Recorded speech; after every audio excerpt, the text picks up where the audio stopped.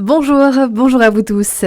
Va chier, c'est le slogan volontairement provocateur choisi cette année par la Ligue contre le cancer pour lancer Mars Bleu, ce mois national de mobilisation pour le dépistage du cancer colorectal, le deuxième le plus meurtrier en France avec 17 000 décès par an.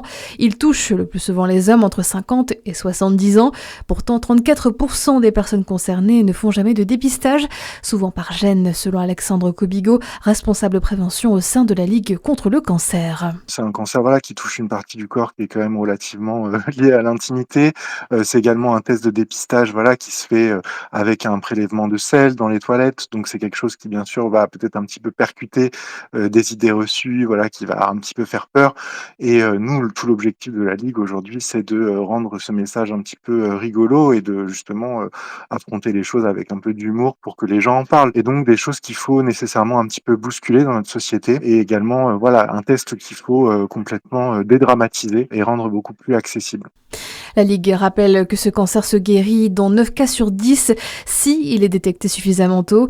D'ailleurs, tout près de chez vous, le dépistage s'organise. Plusieurs stands de sensibilisation ont été mis en place cet après-midi à la maison de santé pluriprofessionnelle de Châtillon-sur-Seine.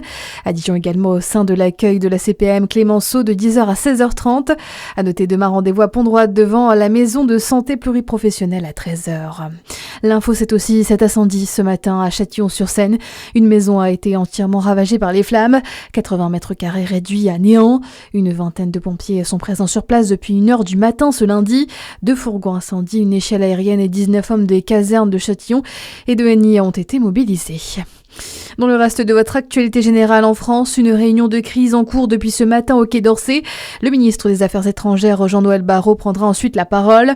La situation des militaires, personnels diplomatiques et ressortissants français au Moyen-Orient doit être évoquée. Hier, Emmanuel Macron a indiqué que l'armée française allait rehausser sa posture militaire dans le Golfe. Le salon de l'agriculture s'est refermé hier soir. La plus grande ferme de France aura accueilli plus de 430 000 visiteurs cette année. C'est 28% de moins que l'an dernier et bien loin du record de 2014 avec plus de 700 000 visiteurs. Une 62e édition marquée par l'absence des bovins en raison de l'épidémie de dermatose nodulaire. Clap de fin également pour le carnaval de Chalon-sur-Saône. Hier, la deuxième grande cavalcade s'était lancée depuis la place de la République pour défiler dans les rues du centre-ville. Dans la soirée, la mise en scène traditionnelle sur le long du pont Saint-Laurent a eu lieu avant le feu d'artifice. Et puis un mot de handball, pas d'exploit pour les Dijonnais face aux Parisiens.